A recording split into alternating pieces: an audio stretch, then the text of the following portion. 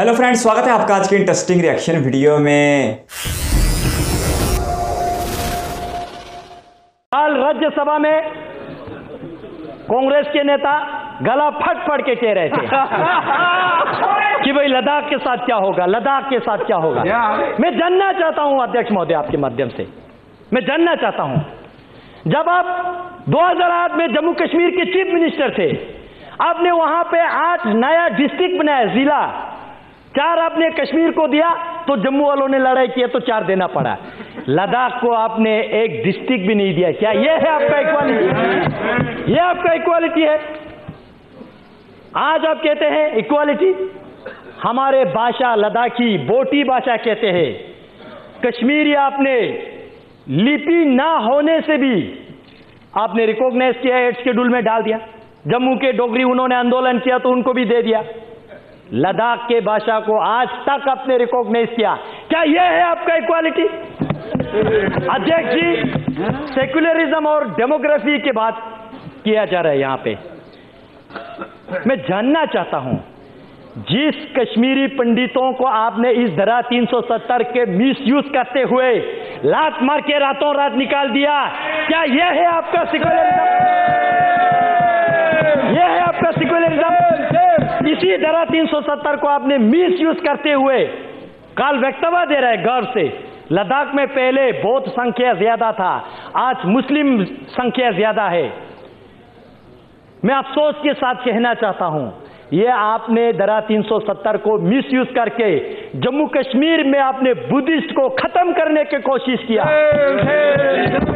यह है आपका डेमोग्राफिक मेंटेन, यह है आपके सेक्युलरिज्म। अध्यक्ष महोदय, यही जिन परिवारों ने, मैं नहीं कहता हूं कि वहां पे शासन किया, मैं कहता हूं राज किया, यही परिवारों ने 1979 में लद्दाख को बंटवारा किया, बुद्धिस्ट मेजोरिटी के साथ लेह डिस्ट्रिक्ट, मुस्लिम मेजोरिटी के साथ करगिल डिस्ट्रिक्ट, और हम दोनों भाइयों को लड़वाया आज तक। यह है आपका सेक्युलरिज्म? फूट डालो, राज करो। क्या यह है आपका सेक्युलरिज्म? आज करगिल की जिक्र कर रहे थे, कह रहे थे कि करगिल बंद है। किसने कहा आपको करगिल बंद है? जानने की कोशिश कीजिए। मैं हूं लद्दाख से, मैं चुन के आ रहा हूं, आप नहीं आ रहे लद्दाख से। आप बैठिए, आप आराम से बैठिए, आप बैठिए। भाई साहब, आज तक आप लोगों ने बोला, आज हमारा बोलने का मौका है। बैठिए, बैठिए, आप मोदी चाचा ने बैठिए। ये सिर्फ एक रोड और छोटा सा मार्केट को करगिल समझ बैठे हैं। भाई साहब, अगर आपको कारगिल देखना है तो ज़ांस्कार जाइए, वाखा मुलबेक शारगोल जाइए, आर्यन वैली जाइए, दर्शिक गरखोन देखिए। 70% कारगिल के एरियाज जो है, वहां के लोग जो है, आज इस डिसीजन को वेलकम करते हैं, इस बिल के समर्थन करते हैं।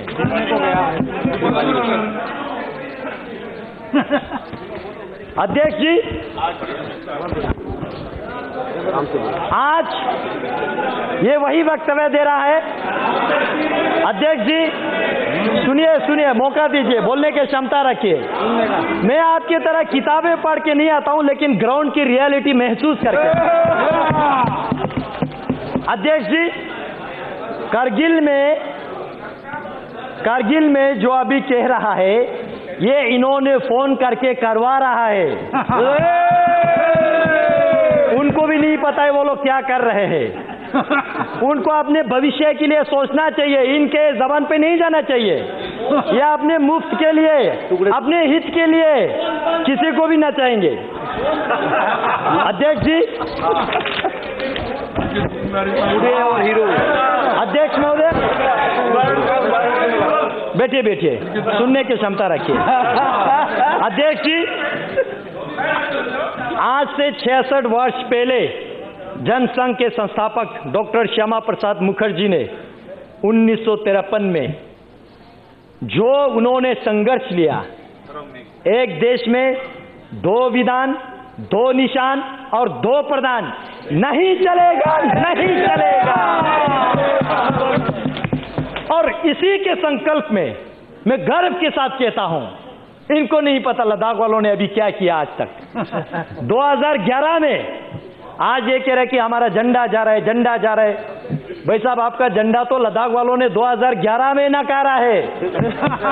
लद्दाख ऑटोनमस हिल डेवलपमेंट काउंसिल ले ने रेजोल्यूशन पास किया 2011 में। जम्मू कश्मीर के जो झंडा लद्दाख ऑटोनमस हिल डेवलपमेंट काउंसिल की चेयरमैन, एग्जीक्यूटिव काउंसलर, जो कैबिनेट और डिप्टी मिनिस्टर के रैंक के होते हैं, उनको उनके गाड़ी को लगता था, हमने उस झंडा को नकारा।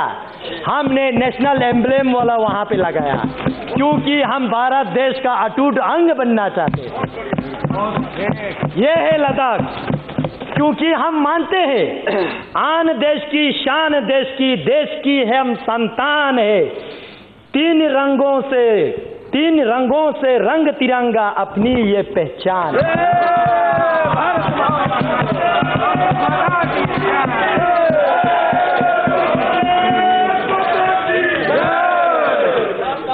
अध्यक्ष जी, बड़े आयरनिकल बात है, पंचायत इलेक्शन में पार्टिसिपेट नहीं करेंगे और जब अपने कुर्सी के बारे आएंगे तो पार्टिसिपेट करेंगे। ग्रासरूट डेमोक्रेसी नहीं आने देंगे, लेकिन अपने घर का रोटी चलना चाहिए। ऐसा विचारधारा हम एक्सेप्ट स्वीकार नहीं करेंगे। अध्यक्ष जी, जो कुछ लोग, जो मैं बार बार दो परिवार की जिक्र कर रहा हूं,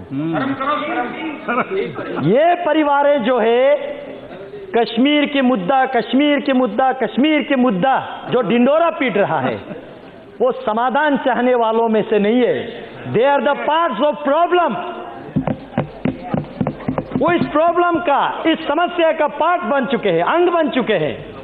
नशे में है वो आज भी समझ रहे कि कश्मीर तो मेरा बाप का जागीर है। नहीं रहा, नहीं है। अध्यक्ष जी, मैं अंत में इसको कंक्लूड करने से पहले मैं भारत सरकार को धन्यवाद देना चाहता हूं।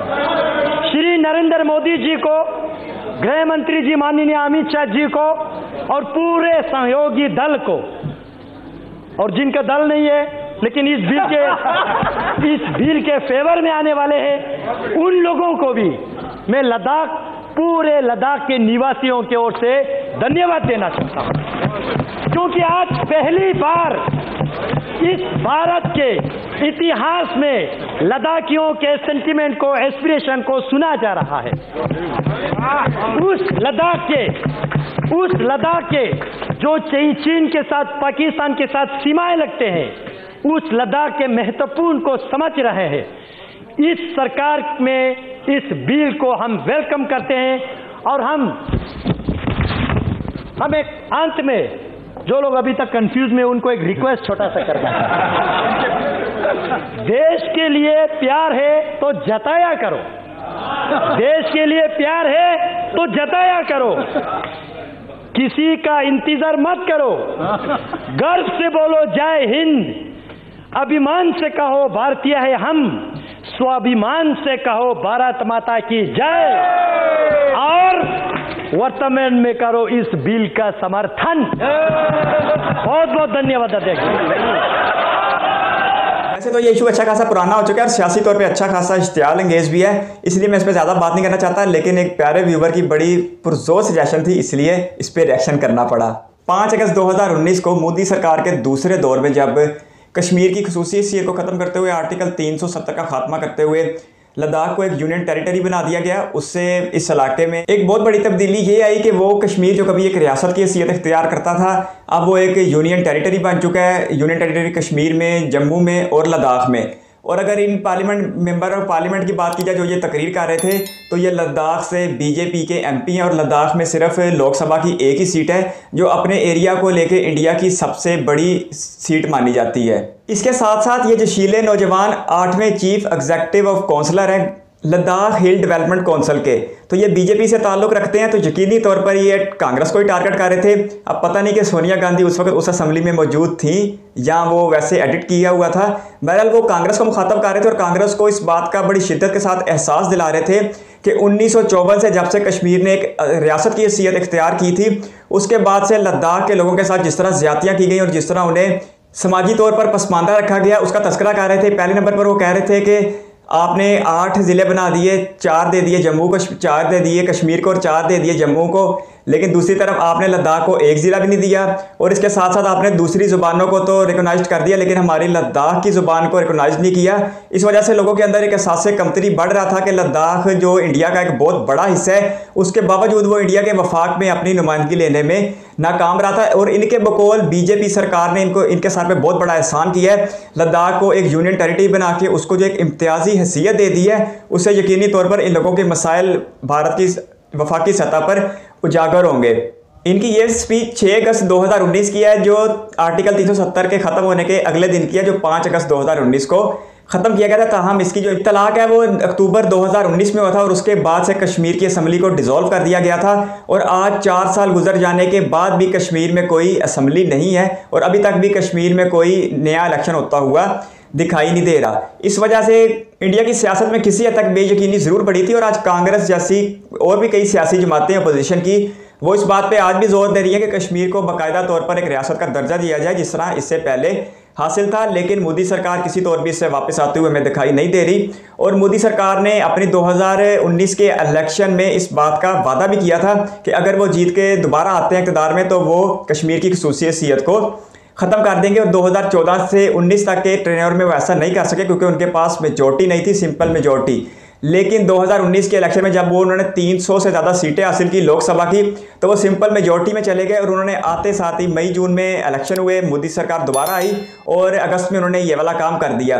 इसकी वजह से इस इलाके में कशीदगी बढ़ी। पाकिस्तान की तरफ से भी इस बात पर एतराज़ किया गया और चाइना की तरफ से भी इस बात पर एतराज़ किया गया। लद्दाख के या जम्मू के या कश्मीर के मुकामी लोगों को फ़ायदा हुआ या नुकसान, ये एक अपनी जगह बात है, लेकिन इस मामले ने एक आलमी रुख इख्तियार किया क्योंकि इस मामले का फरीक पाकिस्तान और चाइना भी बन चुका था। अब ये कश्मीर का एक इंटीरियर इशू है जिस पे मैं ज़्यादा बात नहीं करना चाहता और इसके साथ साथ ये एक सियासी मसला भी है, इसलिए मैं इस पर ज़्यादा बात नहीं करूंगा।